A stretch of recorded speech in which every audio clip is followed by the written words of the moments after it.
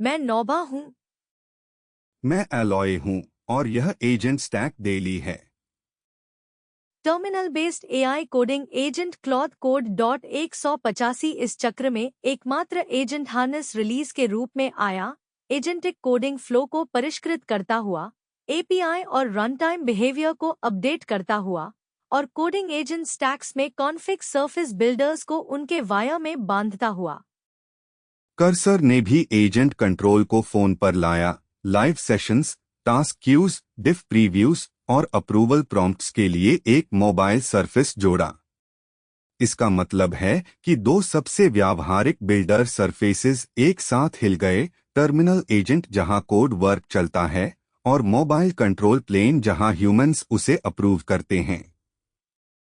आज cloth code dot 185 harness readout का नेतृत्व करता है। ओकेएक्स एजेंट्स के लिए पेमेंट्स और रेप्यूटेशन का खाका खींचता है जो एक दूसरे को हायर करते हैं।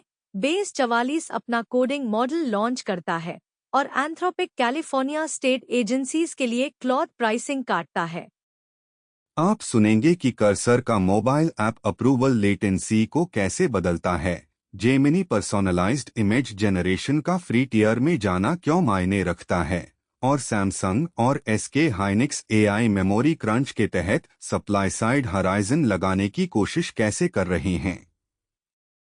साथ ही कतार में एक फाउंडर जो हेल्थ रिसर्च कंपेनियन के रूप में क्लॉथ का उपयोग कर रहा है। एक जॉब्स रिपोर्ट जो एआई किल्स जूनियर रोल्स की कहानी को जटिल बनाती है।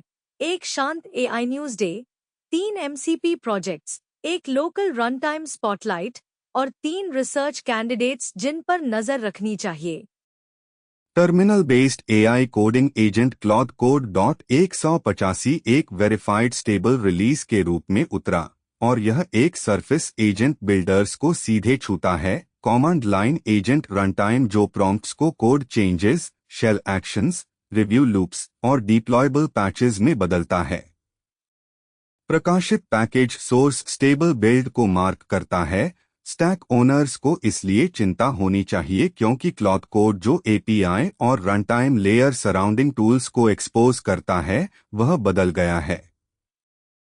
व्यवहार में क्लॉथ कोड एक बिल्डर लूप के अंदर बैठता है जहां टर्मिनल एजेंट प्रोजेक्ट कॉन्टेक्स्ट पढ़ता है, एडिट्स प्रपोज करता है, अप्रूवल मांगता है और लोकल शेल के जरिए कंट्रोल वापस सौंपता है। इस लेयर पर एक release session behaviour, config interpretation, permission prompts और उन तरीकों को अफेक्ट कर सकता है जिनसे रैपर्स या ऑर्केस्ट्रेशन टूल्स एजेंट में कॉल करते हैं। जो टीम्स क्लॉथ कोड को बड़े हार्नेसेस में एम्बेड करती हैं, उन्हें इसलिए फिक्र होती है क्योंकि रन टाइम अजम्पशंस में छोटे बदलाव बदल सकते हैं कि एक एजेंट कोड को सेफली एडिट करता है या किसी एक्शन को एस्केलेट करता है। शुरुआती फ्रेमिंग री-इन्वेंशन की जगह रिफाइनमेंट की ओर इशारा करती है। इसके साथ कोई अलग मॉडल लॉन्च नहीं है और न ही कोई नया पब्लिक मॉडल फैमिली इवैल्यूएट करने के लिए है। यह रिलीज इसलिए मायने रखती है क्योंकि terminal coding agents build path का हिस्सा बन गए हैं। अगर एजेंट रनटाइम ज्यादा प्रेडिक्टेबल हो जाता है तो rappers, MCP servers, review bots और डिप्लॉय गेट्स के पास लीनिंग के लिए और सॉलिड बिहेवियर होगी। देखिए कि सराउंडिंग इंटीग्रेशंस डॉट 185 को कैसे एब्जॉर्ब करती हैं। Editor bridges, MCP tool surfaces, auth rappers और सिक्योरिटी स्कैनर्स। क्लॉथ कोड अब उन स्टैक्स में एक ज्यादा करंट डिपेंडेंसी की तरह बिहेव करता है जो पहले से इस पर रिलाई करती हैं और real evidence long running coding session से आएगी, बेंचमार्क स्लाइड से नहीं। OKX एक ऐसा मार्केटप्लेस पिच कर रहा है जहां एआई एजेंट्स एक दूसरे को हायर और पे कर सकें। पेमेंट्स, आइडेंटिटी और रेपुटेशन को एक ही जगह बंडल किया गया। आइडिया यह है कि एक एजेंट जिसे टास्क कंप्लीट करना है वह दूसरे एजेंट को डिस्कवर कर सके, वेरीफाई कर सके कि कौन इसे कंट्रोल करता है, उसका हिस्ट्री चेक कर सके, क्रिप्टो रेल्स के जरिए पे कर सके और रिजल्ट रिसीव कर सके बिना पूरी वर्कफ्लो को ह्यूमन ऑपरेटर से गुजारे।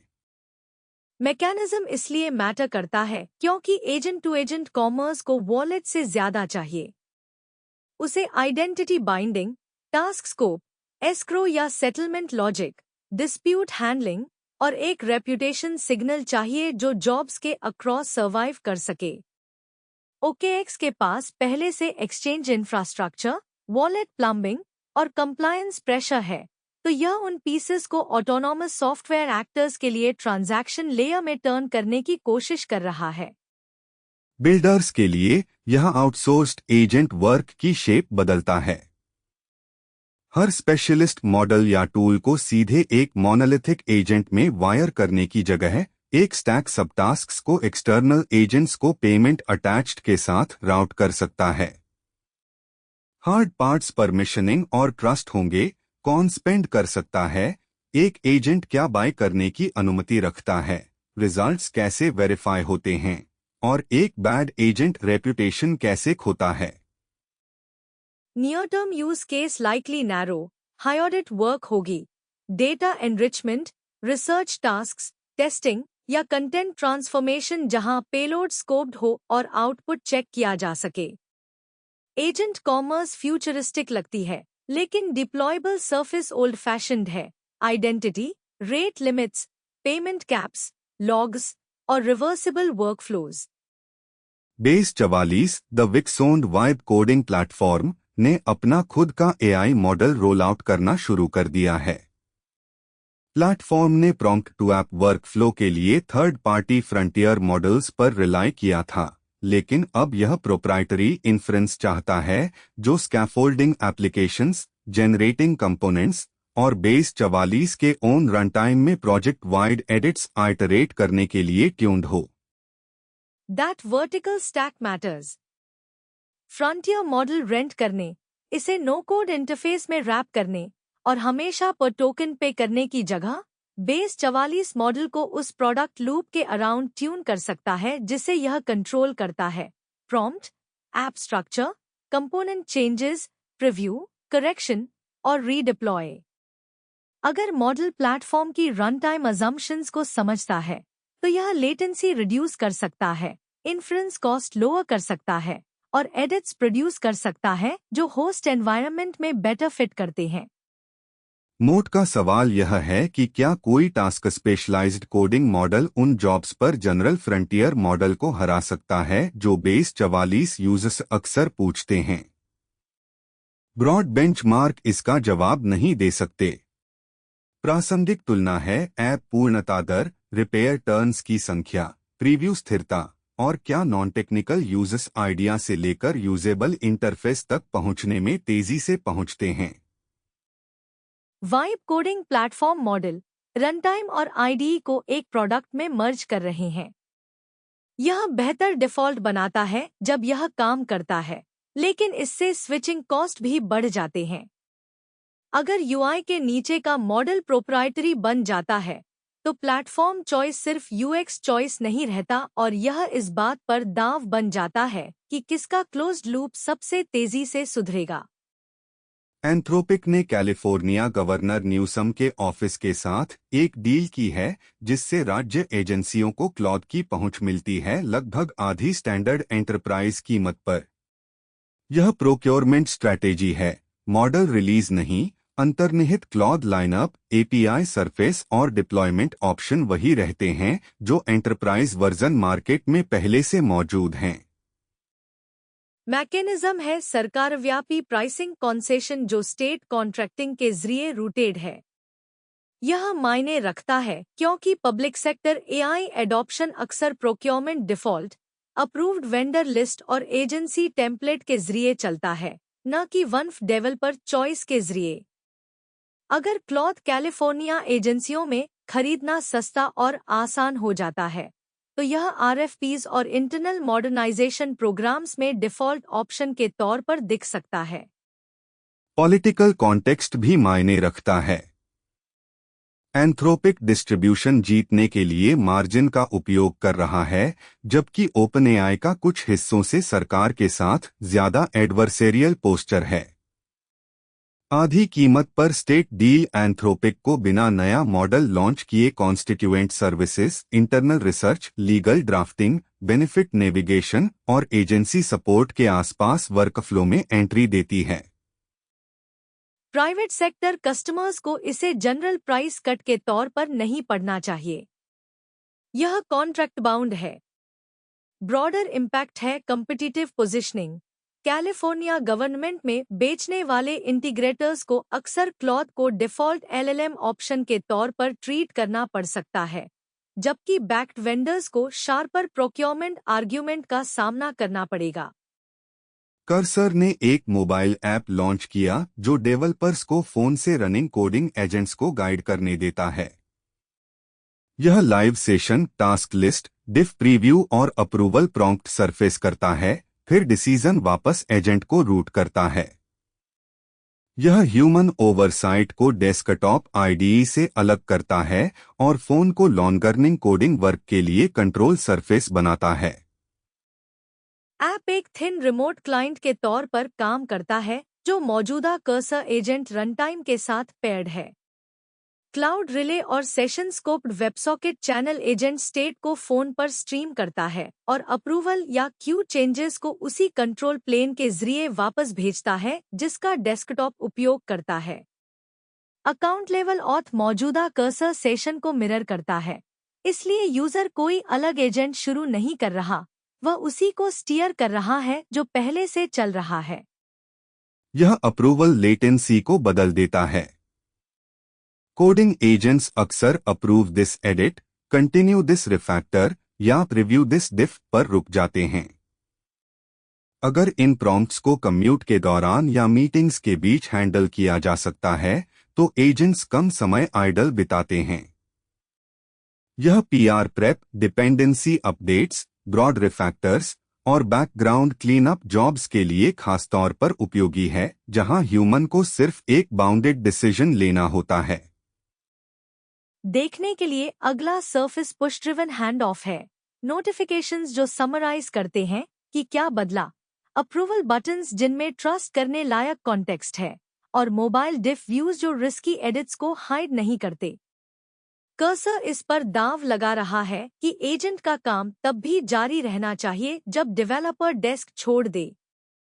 कॉन्नो क्रिस्टो की कैंसर स्टोरी क्लॉड के एक अलग यूज को दिखाती है, एक कोडिंग एजेंट के रूप में नहीं, बल्कि मेसी हेल्थ इनपुट्स के साथ एक पर्सनल रिसर्च कंपेनियन के रूप में।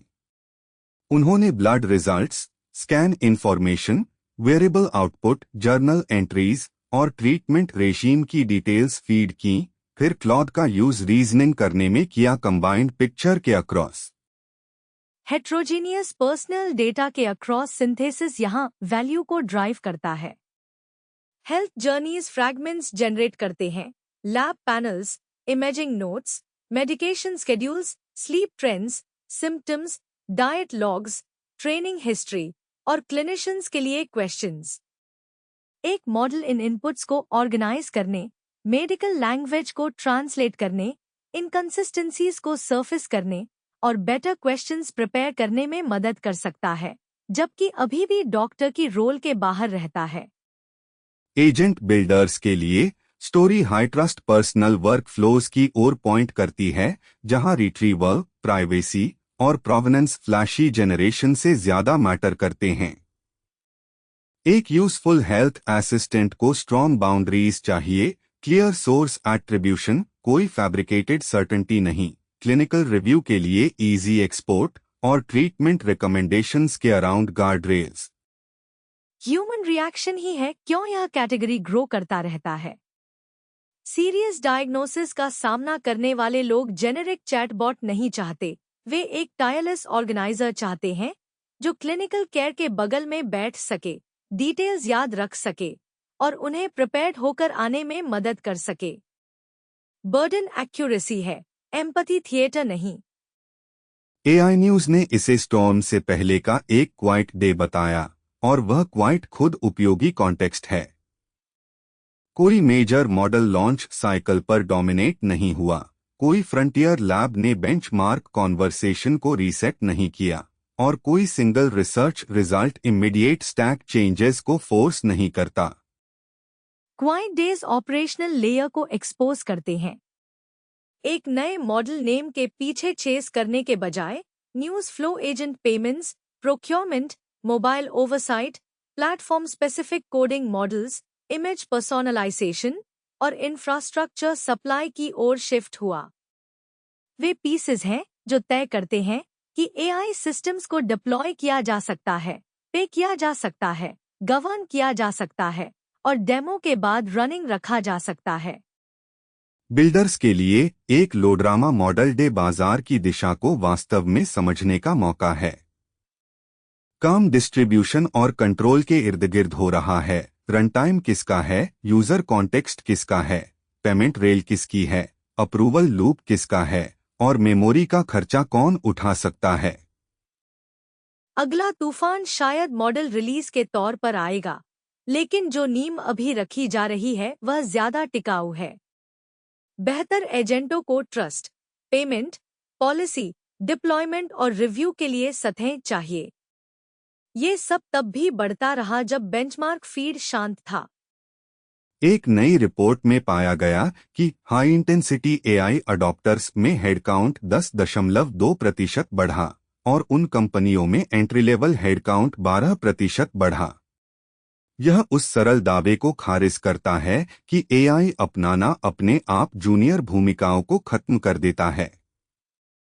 आंकड़े यह साबित नहीं करते कि एआई हर संदर्भ में नौकरियां पैदा करता है, लेकिन वे लेफ की कहानी को जटिल जरूर बना देते हैं। एआई को भारी पैमाने पर अपनाने वाली कंपनियां तेजी से बढ़ रही हो सकती हैं, काम का पुनर्गठन कर रही हो सकती हैं, या अलग एंट्री लेवल प्रोफाइल की भर्ती कर रही हो सकती हैं। अगर एआई टीमों को ज्यादा शिप करने, ज्यादा ग्राहकों की सहायता करने या ज्यादा प्रोजेक्ट्स पर काम करने देता है, तो हेडकाउंट बढ़ सकता है, भले ही कुछ खास टास्क ऑटोमेट हो रहे हों। और डिजाइन बिल्डर एंगल को आगे बढ़ाता है। एजेंट टूलिंग सिर्फ टिकट्स की जगह नहीं लेती, यह बदल देती है कि कौन योगदान दे सकता है। एक जूनियर एम्प्लॉय जिसके पास कोडिंग एजेंट, रिट्रीवल टूल या एनालिसिस असिस्टेंट है, वह ऐसा काम ले सकता है जिसके लिए पहले ज्यादा सीनियर सुपरविजन जरूरी था। इससे उन लोगों की मांग बढ़ सकती है जो टूलचेन संचालित कर सकें, आउटपुट की समीक्षा कर सकें और टीमों के बीच वर्कफ्लो जोड़ सकें। असमान वितरण बहस को अव्यवस्थित बनाता है। कुछ भूमिकाएं सिकुड़ जाएंगी, कुछ बदल जाएंगी और कुछ टीमें ज्यादा भर्ती करेंगी क्योंकि एआई विस्तार को सस्ता बनाता है। उपयोगी सवाल यह नहीं है कि एआई सैद्धांतिक रूप से नौकरियां खत्म करता है या नहीं। सवाल यह है कि कौन सी कंपनियां एआई को ग्रोथ कैपेसिटी में बदल रही हैं, न कि सिर्फ इसे कॉस्टकटिंग का बहाना बना रही हैं। गूगल ने जेमिनी की पर्सनलाइज्ड इमेज जनरेशन को अमेरिका में योग्य मुफ्त यूजर्स तक विस्तारित किया। यह फीचर यूजर के प्रॉम्प्ट और कनेक्टेड गूगल ऐप्स से सिग्नल का उपयोग करके इमेज बनाता है। पर्सनलाइज्ड जनरेशन को रिस्ट्रिक्टेड एक्सेस से बाहर निकालकर मुख्यधारा के उपभोक्ताओं तक पहुंचा रहा है। यह mechanism request time prompt enrichment जैसा दिखता है। इमेज मॉडल चलने से पहले जेमिनी रिक्वेस्ट को यूजर के गूगल इकोसिस्टम से इंटरेस्ट सिग्नल के साथ शर्त लगा सकता है। इसका मतलब है कि दो यूजर एक ही ब्रॉड कॉन्सेप्ट मांग सकते हैं और अलग-अलग स्वाद, आदतों या कॉन्टेक्स्ट से आकारित आउटपुट प्राप्त कर सकते हैं, सिर्फ विजिबल प्रॉम्प्ट से बनी जेनेरिक इमेज के बजाय। फ्रीटियर एक्सेस एक्सपेरिमेंट का स्केल बदल देता है। अब गूगल देख सकता है कि पर्सनलाइजेशन व्यापक कंज्यूमर यूज में कैसे व्यवहार करता है। अस्पष्ट प्रॉम्प्ट, अधूरा context, mismatch interest, privacy sensitivity और demand spikes. Personalised generation Google को एक नैसर्गिक फायदा भी देता है क्योंकि वह पहले से ही यूजर कॉन्टेक्स्ट पर बैठा है जिस तक कई स्टैंडअलोन इमेज ऐप्स की पहुंच नहीं होती। बिल्डर्स के लिए स्टॉक प्रॉम्प्ट लाइब्रेरीज कम आकर्षक लगने लगेंगी जब यूजर्स कॉन्टेक्स्ट अवेयर आउटपुट के आदी हो जाएंगे। चुनौती कंसेंट और कंट्रोल की है। पर्सनलाइज्ड इमेज टूल्स को स्पष्ट टॉगल, समझने योग्य कॉन्टेक्स्ट यूज और पूर्वानुमेय सीमाएं चाहिए ताकि यूजर्स समझ सकें कि उनका कनेक्टेड ऐप डेटा रिजल्ट को कैसे आकार दे रहा है। सैमसंग और एसके हाइनेक्स ने दक्षिण कोरिया में मेमोरी फैब्रिकेशन क्षमता बढ़ाने के लिए संयुक्त रूप से $550 अरब से अधिक का निवेश किया है। यह निवेश ड्रिवन मेमोरी क्रंच को टारगेट करता है, जिसने इंफ्रास्ट्रक्चर की लागत बढ़ा दी है और हाई बैंडविड्थ मेमोरी की आपूर्ति को कठिन बना दिया है। HBM AI इंफ्रास्ट्रक्चर की बाधा को चलाता है। एडवांस्ड GPU के साथ ट्रेनिंग और इन्फरेंस सिस्टम में उपयोग की जाने वाली stacked high bandwidth memory HBM3 और HBM3E वर्तमान एनवीडिया H100, H200 और ब्लैकवेल डिप्लॉयमेंट में केंद्रीय हैं और सैमसंग और एसके हाइनेक्स अधिकांश मर्चेंट सप्लाई शिप करते हैं। सामान्य ड्रैम क्षमता जोड़ने से AI सप्लाई बाधाएं स्वचालित रूप से ठीक नहीं होती। बिल्ड आउट में HBM का हिस्सा ही मायने रखता है। नई क्षमता में भी समय लगता है। फैब विस्तार, packaging, TSV stacking, yield tuning और कस्टमर क्वालिफिकेशन सभी मल्टी-ईयर हॉराइजन पर चलते हैं। तो यह क्लाउड बिल कल कम नहीं करता, लेकिन यह बाजार को एक विश्वसनीय सप्लाई साइड पाथ देता है उस अवधि के बाद जब AI डिमांड हर मेमोरी फोरकास्ट से आगे निकल गया था। AI वर्कलोड ऑपरेटर्स के लिए टेक अवे कैपेसिटी प्लानिंग है।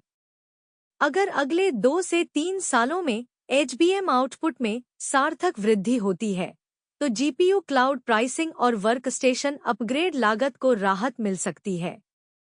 अगर निवेश बहुत अधिक पारंपरिक ड्रैम की ओर झुकता है, तो कंज्यूमर इलेक्ट्रॉनिक्स को पहले फायदा होता है, जबकि AI क्लस्टर एक ही कंस्ट्रेंट मेमोरी चैनल के लिए संघर्ष करते रहते हैं। प्रीफेक्ट HQ का FastEMCP model context protocol server और क्लाइंट बनाने के लिए एक पाइथॉनिक फ्रेमवर्क है।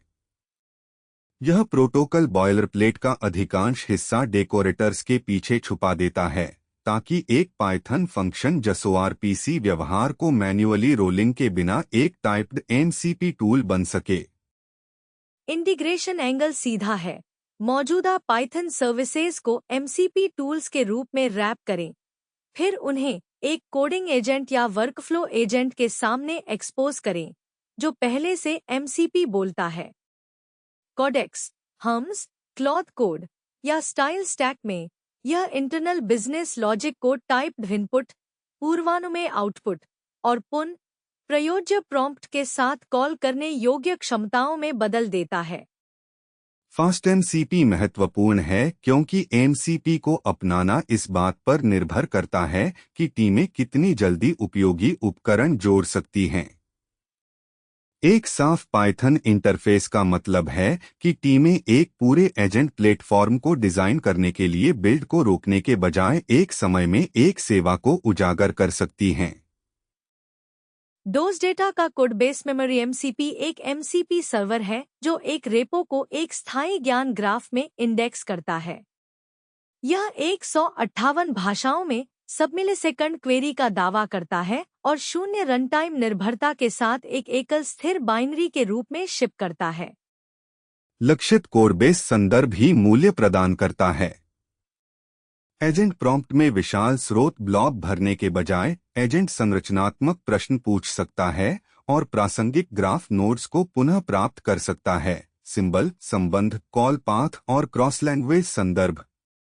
यह सटीकता में सुधार करते हुए संदर्भ टोकन की खपत को कम कर सकता है। क्लॉथ कोड या किसी अन्य कोडिंग हार्नेस से जुड़ा होने पर यह एजेंट को कोड संरचना के लिए एक मेमोरी लेयर देता है, न कि ब्रूट फोर्स खोज की आदत। विशिष्ट उपयोग का मामला एक रिफैक्टर या बग जांच है, जहां एजेंट को तुरंत सही सिंबल की आवश्यकता होती है, न कि असंबंधित कोड से भरी एक विशाल संदर्भ विंडो की। माइक्रोसॉफ्ट का MCP for beginners model context protocol के लिए एक क्रॉस लैंग्वेज पाठ्यक्रम है।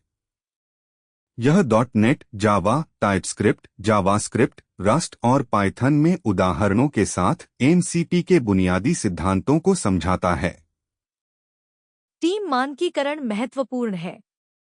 जैसे जैसे अधिक एजेंट एक ही MCP सर्वर से जुड़ते हैं, टीमों को टूल परिभाषाओं, प्रमाणीकरण, ऑथ, प्रॉम्प्ट, संसाधनों और त्रुटि प्रबंधन, एरर हैंडलिंग के लिए साझा पैटर्न की आवश्यकता होती है। सामान्य भाषाओं में एक पाठ्यक्रम प्लेटफॉर्म टीमों को डेवलपर्स को प्रशिक्षित करने में मदद करता है, बिना हर हार्नेस को अपनी स्वयं की टूल वायरिंग का आविष्कार किए। एकीकरण का दृष्टिकोण एक रेपो के बारे में कम और परिचालन अनुशासन के बारे में अधिक है। यदि कोई टीम ओपनक्लॉ, हम्स, कोडेक्स, क्लॉड कोड और आंतरिक एजेंटों को साझा सेवाओं से जोड़ रही है, तो MCP साक्षरता एक विशिष्ट प्रोटोकॉल विवरण के बजाय एक सामान्य इंटरफेस कौशल बन जाती है। प्रमुख ओपनराउटर मॉडल कैटलॉग स्कैन ने कोई नया या महत्वपूर्ण रूप से अपडेट किया गया मॉडल नहीं दिया जो गहन कवरेज के लिए चुने जाने लायक हो। इस श्रेणी की सभी प्रविष्टियां नहीं चुनी गईं, क्योंकि मूल्यांकन करने के लिए कोई नया मॉडल उम्मीदवार नहीं था। ओलामा .30.11 स्थानीय रनटाइम को अपडेट करता है, जिसका उपयोग एक ही मशीन पर GPU त्वरण और एक साधारण मॉडल रजिस्ट्री के साथ ओपनवेट मॉडल को खींचने, परोसने और चलाने के लिए किया जाता है। यह रिलीज अपने ओपन कोड एकीकरण में सोचने की क्षमता का पता लगाने को जोड़ती है। यदि वे होस्ट पर अनुपलब्ध हैं, तो क्लॉड कोड और ओपन कोड को स्वतः इंस्टॉल करती है और विंडोज पर वल्कन iGPU और DGPU वर्गीकरण को ठीक करती है। मिक्स्ड लैपटॉप और स्थानीय एजेंट वर्कफ्लो को सबसे ज्यादा फायदा होता है। बेहतर डिवाइस वर्गीकरण विंडोज मशीनों को सही GPU पर काम भेजने में मदद करता है, जबकि स्वतः इंस्टॉल व्यवहार स्थानीय कोडिंग एजेंट सत्रों के लिए सेटअप में आने वाली परेशानी को कम करता है। उपयोगी अभी आजमाएं, बट ओलामा के माध्यम से एक छोटा तर्क मॉडल है, फिर एक ओपन कोड या क्लॉड कोड सत्र लॉन्च करना जो पहले से इंस्टॉल नहीं था। अरीना वह AI लीडर बोर्ड जिसका उपयोग कई बिल्डर मॉडल तुलना संदर्भ के रूप में करते हैं, कथित तौर पर $100 मिलियन का व्यवसाय बन गया है। इसका सार्वजनिक मूल्य क्राउडसोर्स किए गए जोड़ेवार वरीयता मतदान से आता है, जिसे आमतौर पर ब्रैडली टेरी या शैली के स्कोर में एकत्र किया जाता है।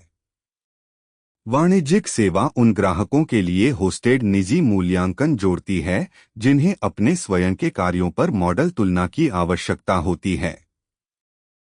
मूल्यांकन इंफ्रास्ट्रक्चर एक उत्पाद श्रेणी बनता जा रहा है। सार्वजनिक लीडर बोर्ड व्यापक स्वाद परीक्षणों में मदद करते हैं, लेकिन निजी मूल्यांकन यह तय करते हैं कि समर्थन, कोडिंग, पुनर्प्राप्ति या सामग्री निर्माण के लिए कौन सा मॉडल तैनात किया जाएगा। अरीना सार्वजनिक वरीयता रैंकिंग और कार्य विशिष्ट मॉडल चयन के बीच के अंतर का मुद्रीकरण कर रहा है। टाइडल कुछ जनित संगीत के लिए मुद्रीकरण बंद कर रहा है और कहता है कि वह उन AI ट्रैक को हटा देगा जो कलाकारों या समूहों का प्रतिरूपण करते हैं।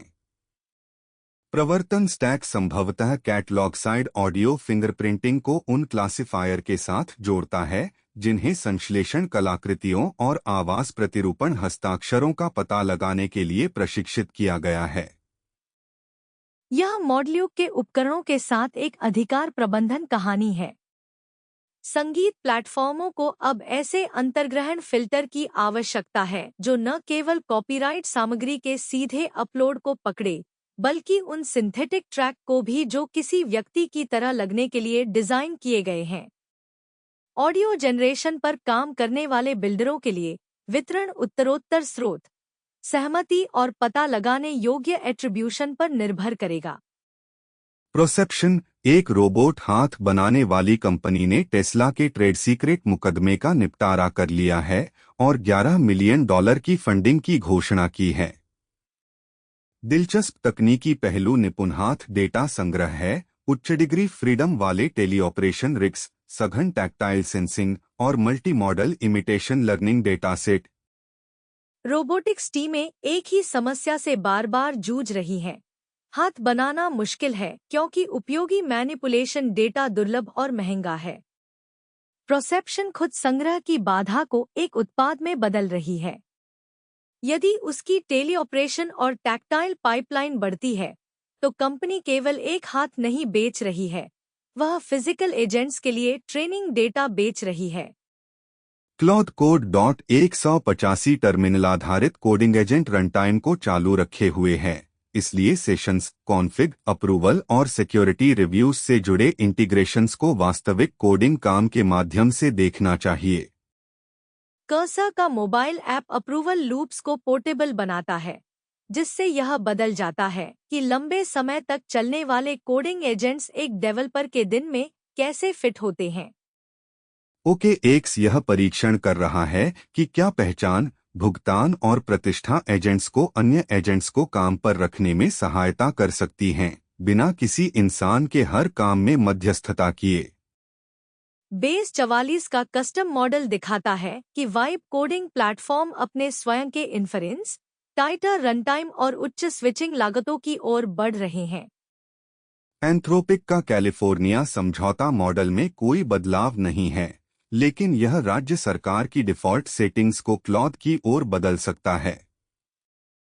जेमिनी की मुफ्त पर्सनलाइज्ड इमेज जनरेशन कॉन्टेक्स्टवेयर आउटपुट के लिए उपभोक्ताओं की अपेक्षाओं को बढ़ाती है।